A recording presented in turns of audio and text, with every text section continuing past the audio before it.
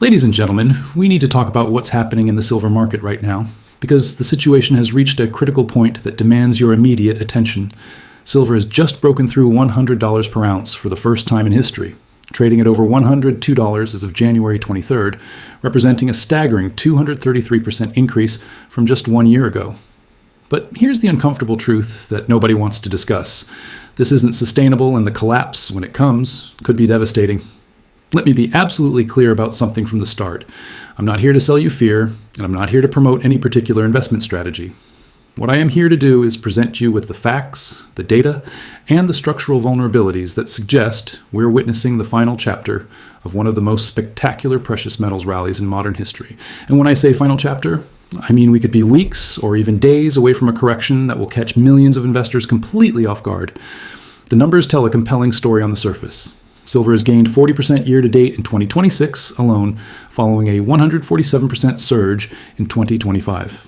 Industrial demand is at record levels, accounting for 60% of consumption at nearly 680 million ounces. Solar panels, electric vehicles, data centers, and the artificial intelligence infrastructure boom are consuming silver at unprecedented rates. The supply deficit has persisted for 5 consecutive years, with annual shortfalls exceeding 500 million ounces. China has imposed export restrictions, effectively controlling 65% of global refined silver supply. The fundamentals appear ironclad.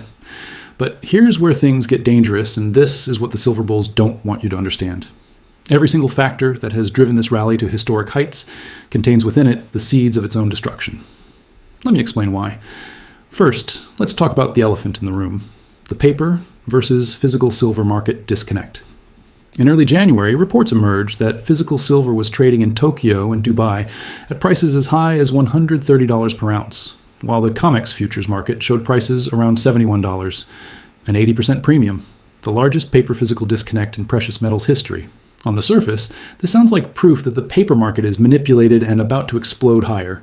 But dig deeper, and you'll find something far more troubling. The fractional reserve nature of paper-silver markets has been known for decades. The ratio of paper claims to physical silver reached as high as 356 to 1. That means for every actual ounce of silver in a vault, there were 356 ounces worth of derivative contracts promising delivery. This system worked perfectly fine for years because it operated on one simple assumption: that delivery requests would remain minimal and manageable. People traded paper silver for profit, not for physical possession. In early January, that assumption shattered.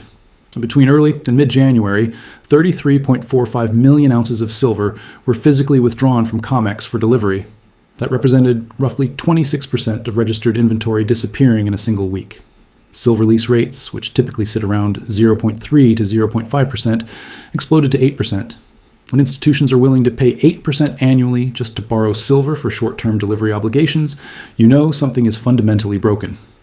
The London Bullion Market Association faces similar pressures. Their eligible silver stocks had shrunk to only about 155 million ounces by 2025, while annual demand was running at 900 million to 1.2 billion ounces. And let's not forget that in 2021, the LBMA overstated its silver holdings by 3,300 tons, later dismissed as a calculation error. That's not exactly the kind of track record that inspires confidence when you're asking people to trust that your vaults actually contain the metal you claim to have. Now, the collapse theorists will tell you this proves the system is about to blow up, that COMEX will declare force majeure, that the paper price will become meaningless, and that physical silver will rocket to $200, $300, even $500 per ounce. But here's what they're missing, and this is crucial. The reported $130 physical prices are not what they appear to be. Those figures represent retail premiums in select regional markets during periods of temporary supply disruption. They're not wholesale transaction prices. They're not institutional settlement prices. When a coin dealer in Tokyo runs low on inventory and marks up 1-ounce retail coins to $130 during a demand spike, that doesn't mean the entire global silver market is trading at that level. It means local supply chains are stressed, currency dynamics are in play, and retail markup structures are doing what they always do during scarcity episodes. Here's the proof. If genuine, widespread physical scarcity existed at a systemic level, sophisticated institutional vehicles that hold actual physical silver would be trading at persistent premiums to their net asset value. Instead, the Sprott Physical Silver Trust was actually trading at a discount to net asset value in early January. Think about that. If there was truly a critical shortage of physical silver, why would a trust holding actual bars trade below the value of the metal it contains? The answer is simple. The shortage narrative is exaggerated. But let's assume for a moment that the physical shortage is real and growing. Let's assume that industrial demand continues at record levels, that China maintains export restrictions, and that the supply deficit persists. Even in that scenario, the market faces a problem that's going to bring prices crashing down: leverage and speculation. On January 7th, the CME Group raised silver maintenance margins to $32,500, a 47% increase in a single week. Now, the conspiracy theorists will tell you this was done to protect trapped bullion banks and manipulate prices lower. But there's a much simpler explanation. Exchanges adjust margin requirements to align with volatility and protect clearinghouse integrity. When you have a commodity that's gained 150% in a year and is experiencing 7% intraday swings, you need to ensure that traders can actually meet their obligations. When margin requirements increase, leveraged traders face a binary choice: post more collateral or liquidate. Most choose to liquidate because they can't afford the higher capital requirements. This creates mechanical selling pressure that has nothing to do with fundamental value. And here's the critical point. The selling pressure comes from paper traders who never owned physical silver in the first place. They were making leveraged bets on price movements. When the leverage becomes too expensive to maintain, they exit and the paper price drops, even while physical markets remain tight. We saw exactly this dynamic play out in late December 2025. Silver touched record highs above $84 per ounce, then collapsed 11% in its steepest single-day plunge since September 2020. The iShares Silver Trust, the world's largest physically backed silver ETF, tumbled 10% in its steepest drop since 2020. This wasn't a fundamental shift in supply and demand. This was a classic blow-off top, where speculative fervor drove prices to unsustainable levels before reality reasserted itself. And here's what worries me most. The same pattern is setting up again right now. Silver just broke through $100, hit $102, and the euphoria is building. Social media is flooded with predictions of $150, $200, even $500 per ounce. Retail investors who missed the initial rally are piling in at precisely the worst possible time, buying at all-time highs driven by fear of missing out rather than rational analysis. Let me give you some perspective on just how overextended this market has become. The gold-silver ratio has compressed to around 50 to 1, meaning it takes 50 ounces of silver to buy 1 ounce of gold. Historically, this ratio has averaged around 65 to 70 to 1. During periods of extreme silver outperformance, it can compress to 40 or even 30 to 1. But every single time it reaches these levels, what follows is a violent snapback, as the ratio reverts to historical norms. If gold stays at roughly $5,000 per ounce, and the gold-silver ratio reverts to just 60 to 1, that puts silver at $83. If it reverts to the historical average of 70 to 1, silver falls to $71. That's a 30% decline from current levels. And if we get a panic liquidation event similar to what happened in late December, we could see silver test the $60 to $65 range before finding support. That would represent a 40% crash from the recent highs. Now, let's talk about the macroeconomic backdrop, because this is where things get really interesting. The entire silver rally has been predicated on a specific set of assumptions about monetary policy and dollar weakness. The narrative goes like this.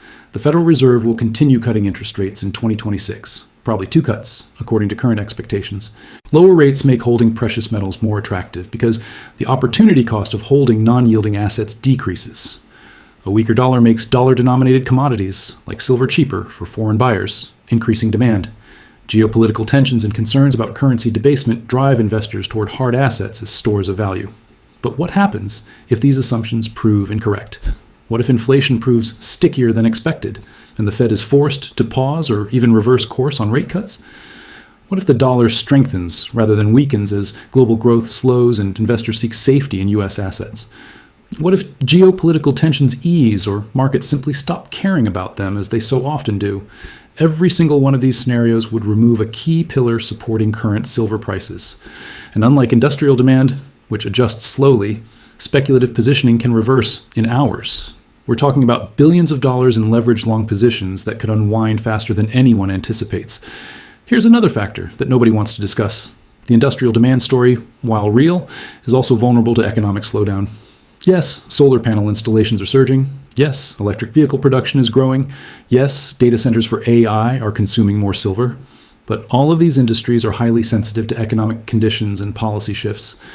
If we hit a recession in late 2026 or early 2027, as some indicators suggest is possible, industrial demand could soften significantly.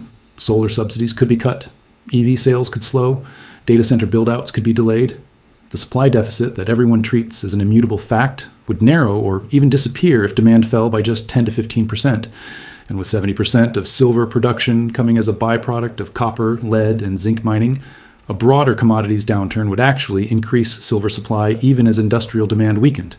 That's a double whammy that could send prices into a tailspin. Let me also address the China export restriction narrative, because this is being dramatically oversold as a permanent game changer. Yes, China implemented licensing requirements for silver exports, effective January 1st, 2026. Yes, this has tightened supply in Western markets. But let's think about this rationally. China is not going to permanently shut off silver exports if it means destroying demand for Chinese industrial products that consume silver. They're using export controls as a strategic tool, not a suicide pact. If prices rise high enough that it damages their own manufacturing sector or invites retaliatory trade measures, they'll adjust the restrictions. Moreover, the global silver market is not static. High prices incentivize mine development, exploration, and increased recycling. The 500 million ounce annual deficit sounds dramatic until you realize that above-ground silver stocks are estimated at several billion ounces. At current consumption rates, even with deficits, there's years' worth of inventory available. The shortage is a flow problem, not a stock problem. And flow problems can be solved with price signals, substitution, and efficiency improvements. Here's something else that should concern silver bulls: the mining sector response. Yes, silver production has been constrained because 70% comes as a byproduct, but primary silver miners are ramping up production as fast as they can. American Pacific Mining just updated their Palmer VMS resource estimate. Great Southern Copper is drilling at Cerro Negro for copper, silver, gold deposits. When silver was trading at $20 to $30, many projects weren't economical. At $100 plus, almost everything pencils out. The supply response is coming, it's just lagged by the multi-year development timeline for mining projects. By late 2026 and into 2027, we're going to see meaningful production increases hit the market. At the same time, high prices will destroy some industrial demand through substitution and efficiency improvements. Engineers don't sit idle when a critical input triples in price. They find alternatives, they redesign products, they optimize usage. This process is already underway in the solar and electronics industries. Now, I want to be fair and acknowledge the bull case, because it's not without merit. The structural deficit is real. Industrial demand is robust and growing. The energy transition requires enormous quantities of silver. China's strategic stockpiling is a legitimate concern. The paper market vulnerabilities are genuine. If you're a long-term investor with a 5 to 10-year horizon, buying and holding physical silver as a portfolio diversifier, an inflation hedge makes sense. But that's not what's happening right now. What's happening is a speculative mania driven by leverage, social media hype, and fear of missing out.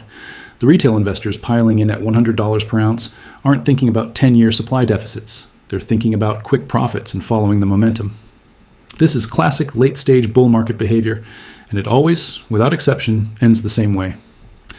Let me give you the warning signs that we're approaching the top. First, mainstream media coverage is intensifying. When CNBC and Bloomberg are running daily segments on silver's meteoric rise, that's usually a contrary indicator. Second, social media influencers with no background in commodities are pumping silver content because it drives engagement. Third, retail trading volumes are spiking as inexperienced investors chase the rally. Fourth, derivative markets are showing extreme positioning with massive long interest. Fifth, price action is becoming increasingly volatile with 7% intraday swings. And sixth, the narrative has shifted from fundamentals to revolution, from analysis to emotion. These are all classic symptoms of a market that's reached the euphoria phase, and euphoria never lasts. What comes next is either a gradual deflation as reality sets in, or a violent crash triggered by an unexpected catalyst. So what could trigger the collapse? Let me give you several scenarios, any one of which could send silver into free fall. Scenario 1. COMEX declares force majeure and cash settles contracts. Contrary to what bulls believe, this wouldn't send physical prices to the moon. It would destroy confidence in silver as an investable asset class and trigger mass liquidation across all silver vehicles as investors flee the chaos. Scenario 2. China suddenly eases export restrictions to support their manufacturing sector or as part of trade negotiations. The supply shock would overwhelm current demand instantly. Scenario 3. The Fed signals a hawkish pause on rate cuts due to inflation concerns. The dollar strengthens, real yields rise, and speculative capital flees commodities. Scenario 4. A global economic slowdown reduces industrial demand by 15%, while mine supply increases by 10%, erasing the deficit. Scenario 5. a major silver ETF experiences technical problems or regulatory issues, triggering redemptions and selling pressure. Any of these scenarios, or a combination of them, could catalyze a move from $100 to $60 in a matter of weeks. And here's the thing about market crashes. They happen much faster than anyone expects because leverage works both ways. The same margin calls and forced liquidations that accelerate rallies create devastating declines when sentiment shifts. I want to emphasize something important here. I'm not saying silver has no value. I'm not saying the industrial demand story is fake. I'm not saying there aren't legitimate reasons to own silver as part of a diversified portfolio. What I'm saying is that at $100 plus per ounce, with speculative positioning at extreme levels, with volatility spiking, with retail investors piling in at all-time highs, the risk-reward ratio has shifted dramatically to the downside. If you bought silver at $25 and you're sitting on 300% gains, congratulations, you timed it perfectly. But if you're thinking about buying now at $100 because you're afraid of missing out, you're not investing, you're gambling. And the odds are increasingly stacked against you. Here's my final warning. And please take this seriously. Markets don't go up forever. Trees don't grow to the sky. Every bull market in history has ended with a correction or crash that wipes out the late arrivers. Silver is no exception.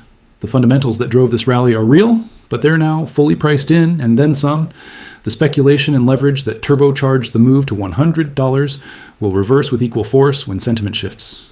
The smart money, the institutional players who bought at $30 and $40, they're starting to reduce positions and take profits. They understand that the easy gains have been made, and that holding at these levels carries asymmetric risk. Meanwhile, retail investors and late-stage momentum traders are buying aggressively, convinced that $150 or $200 is just around the corner. This is exactly how market tops form. The professionals sell to the amateurs, the early adopters sell to the late arrivers. And when the music stops, when the last buyer has bought and there's nobody left to push prices higher, gravity reasserts itself with brutal efficiency. So yes, this is a final warning. Not because I have a crystal ball or inside information, but because the pattern is so clear to anyone who has studied market cycles. Silver at $100 per ounce represents peak euphoria in a parabolic move that began from deeply undervalued levels. The fundamental case for higher prices has been overwhelmed by speculation, leverage, and mania. The structural vulnerabilities in the paper market, rather than resolving bullishly, are more likely to trigger cascading liquidations when tested. The collapse, when it comes, will shock true believers who convince themselves that this time is different, that silver is going to $500, that the paper market will explode, that we're witnessing a monetary revolution. They'll hold through the decline, convinced it's just a temporary correction, only to watch their profits evaporate as prices crater back toward fundamental value. I cannot tell you exactly when the top will occur. It might be today, next week, or next month. What I can tell you with confidence is that buying silver at $100 per ounce with the expectation of continued significant gains is one of the riskiest trades in the current market environment. The collapse is coming. The only question is whether you'll heed this warning or become another casualty of speculative excess. Choose wisely.